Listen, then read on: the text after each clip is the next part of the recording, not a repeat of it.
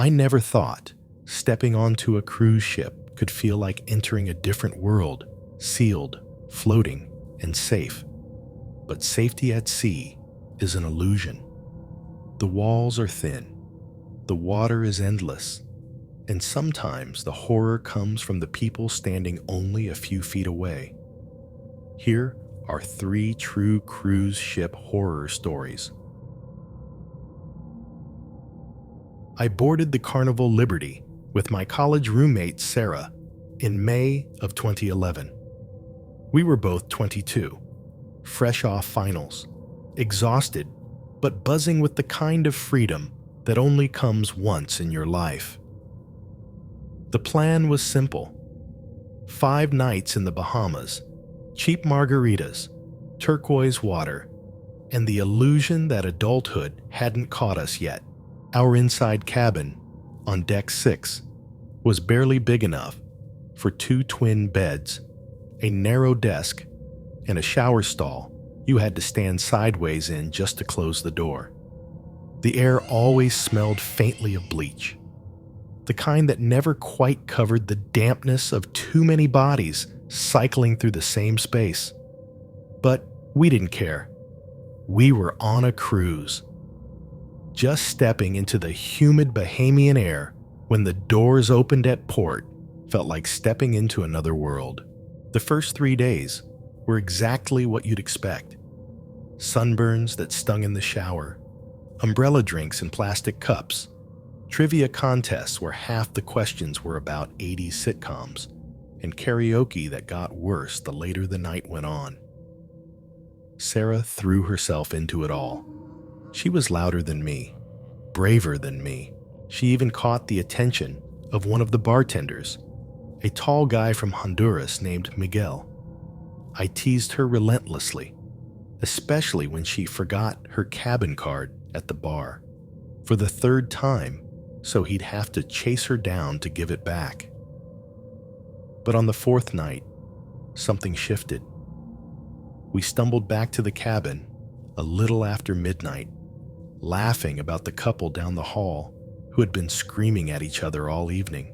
The walls were thin, and their fight had practically been dinner entertainment. I remember Sarah kicking off her sandals by the door and collapsing onto her bed. She fell asleep almost instantly, headphones in, one arm hanging off the mattress like a child's.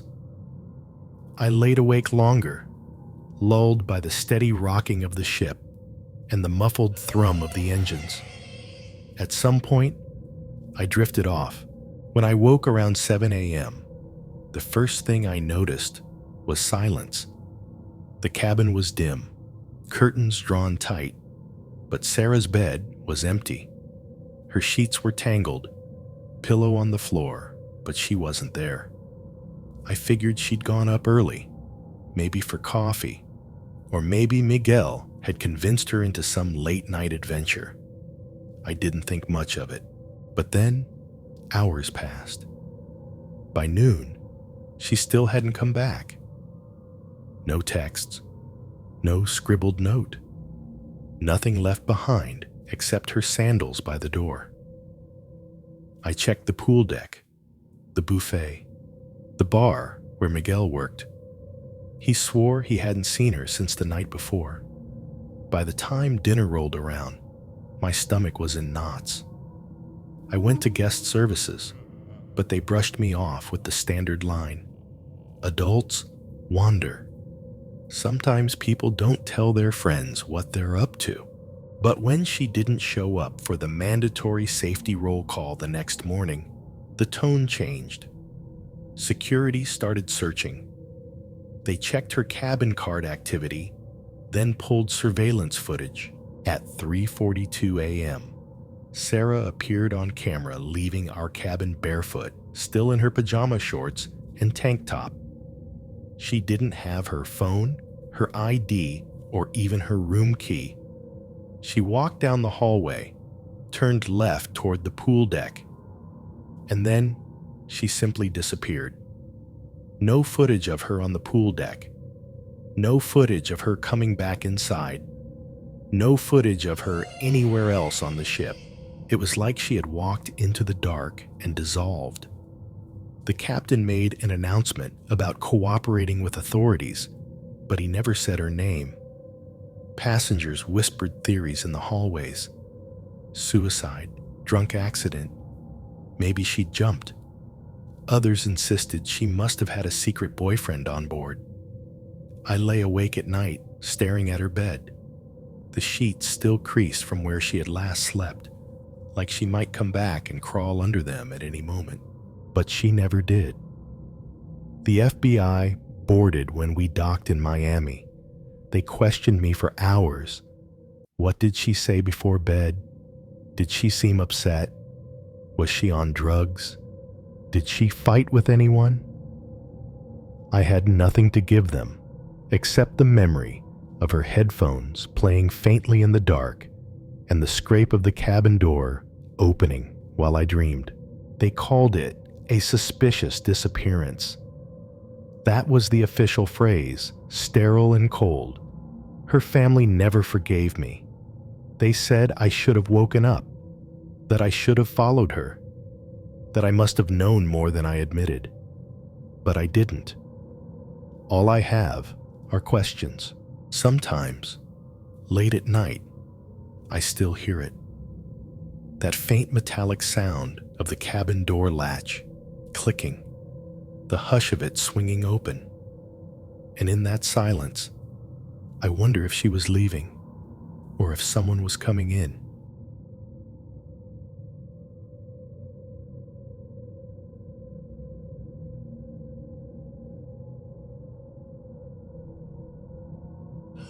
In February of 2015, I booked a balcony cabin on the Norwegian Sun for my honeymoon. My wife, Emily, had never been on a cruise before. I wanted it to be perfect, the kind of trip she'd remember for the rest of her life. Sunrise breakfasts on the balcony, champagne on ice, slow walks on foreign beaches. All the cliches.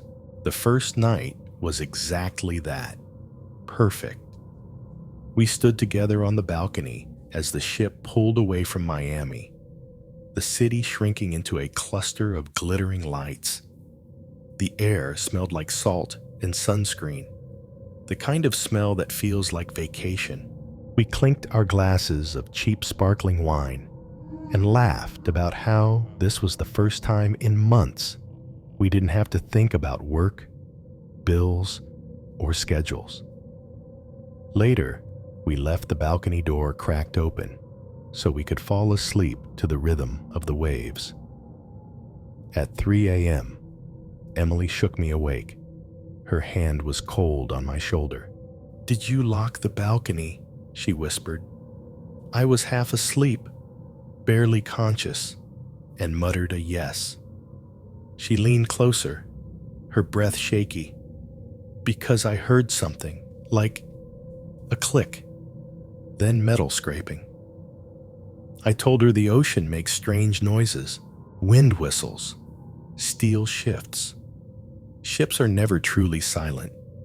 She didn't look convinced, but eventually she lay back down, eyes open until the sun started bleeding through the curtains. The next night, it happened again. This time, I was awake enough to notice. Around 2:45 a.m., a faint rattle at the balcony door pulled me out of my sleep. At first, I thought it was just the motion of the ship. But then I realized it wasn't random. It was deliberate. The handle was moving. Someone was testing it from the outside. I sat up fast, yanked the curtains open. The night air rushed in, and beyond the glass, there was nothing but endless black water. No figure, no shadow, nothing perched on our balcony rail. But the moment I looked, the handle went still. My skin prickled. In the morning, I went to guest services. The woman behind the desk gave me a practiced smile and promised they would make a note of it and investigate. No one ever followed up. On the fourth night, Emily woke up screaming. Her cry was sharp enough to cut through the cabin walls. I bolted upright to see her sitting halfway out of bed, eyes locked on the balcony. She was shaking so hard the blanket slid off her lap. "There was someone there," she gasped. "A man, standing behind the curtain." I grabbed the lamp from the nightstand and clicked it on, flooding the cabin with harsh yellow light. The balcony was empty. The door was still locked from the inside. But Emily swore she hadn't been dreaming.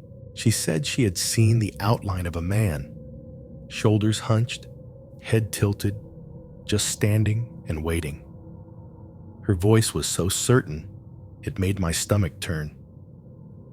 The next morning at breakfast, I overheard another couple at the table next to us whispering about jewelry that had gone missing from their cabin safe.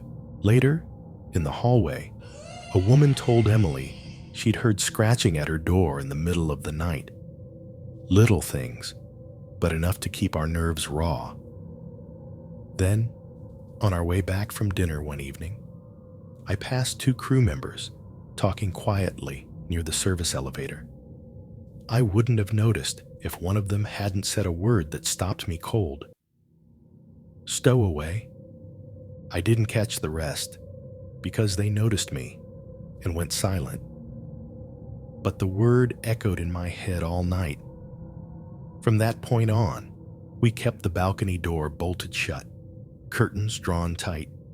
Even then, sometimes we'd hear it, the faint rattle of the handle, just once, quick and sharp, as though someone was still testing it, still waiting for a chance. It was the kind of sound you almost convince yourself you imagined, until it happens again and again. When the cruise ended, Emily practically ran down the gangway. She never wanted to set foot on another ship again. And sometimes, late at night, when our house is quiet and the wind rattles the windows, she'll jolt awake, grab my arm, and whisper the same question she asked me on that first night. "Did you lock the balcony?"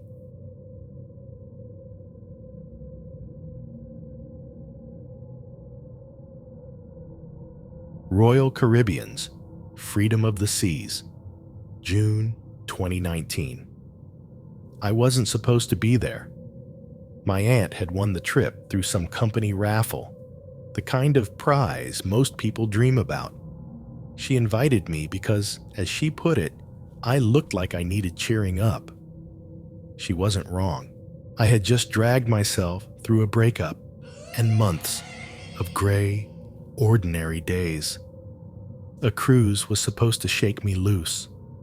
The ship itself was overwhelming. 15 decks of neon lights, endless buffets, smiling staff asking if you'd like another drink. My aunt loved it. She was at every trivia game, every poolside dance class, every show that promised sequins and Broadway tunes. I tried, but by day 3, the cheer started to feel suffocating. Too much noise, too much food, too much of everything. I wanted quiet. So that evening, while most passengers packed into the theater for Mamma Mia, I slipped away. I walked past the jogging track, where the wind pressed sharp against my skin, past the shuffleboard courts that sat empty under fluorescent light, and down a stairwell I hadn't noticed before. The deeper I went, the more the ship changed. No more polished chrome or art installations. The walls were bare metal, painted white but stained with rust around the bolts. The air smelled heavier down there, diesel, salt, and something else I couldn't place. The thrum of the engines vibrated through my shoes. That's when I noticed one of the lifeboats hanging oddly. From the deck above, they all looked uniform, lined up neatly like orange teeth. But here, closer, I saw one dangling slightly lower than the rest. It rocked gently, even though the air was still and the water calm. Its latch wasn't secured. Curiosity should have stopped there. But I found myself gripping the railing, leaning over. The lifeboat door was cracked open. I told myself it was just a storage issue, a maintenance thing. But something made me reach out and tug it wider. And that's when I saw him. A man slumped against the fiberglass wall inside, head tilted at an unnatural angle. His skin had gone the color of ash, his lips dry and split. His eyes were open, not wide, but enough that I saw the whites glint in the shadows. He wore crew overalls, dark blue, but there was no name tag. His fingernails were broken, the skin around them raw, like he'd clawed at the door trying to get out. I staggered back so fast I almost went over the railing. My chest tightened, and I couldn't seem to draw in enough air. That's when a voice behind me said, "You shouldn't be here." A security guard had appeared, silent and sudden, stocky, expression blank. He blocked the stairwell with his body. I tried to speak, to tell him there was a dead man in the lifeboat, but my words came out tangled. He didn't even look inside. He just shook his head, calm as anything, and said, "We're handling it. Go back to your cabin." I wanted to argue, to scream, but something about his voice, flat, final, froze me. I backed away and left. The next morning, when I returned, the lifeboat was gone. Not just hoisted higher, but covered neatly with a tarp, secured tight like nothing had ever been wrong. The deck was spotless, no sign of what I'd seen. No announcement, no entry in the daily bulletin. Nothing. But that night, the whispers started. At dinner, two women at the next table leaned close, speaking in hushed voices about a crew member who had gone missing after a safety drill. In the elevator, I heard someone else say he'd been caught stealing liquor. Later, by the pool, a man with a sunburn said the crew was covering for one of their own. Another claimed he'd heard the word deserter. And then the darkest theory of them all, debts. Everyone had a story.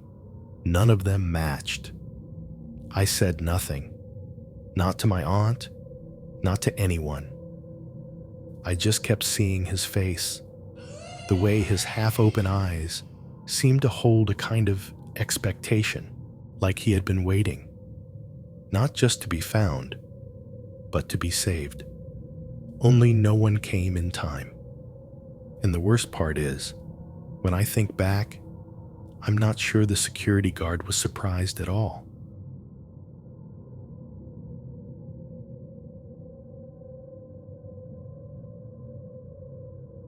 Cruise ships promise endless buffets, shows, and sunsets, but they also carry thousands of strangers across a vast, indifferent ocean.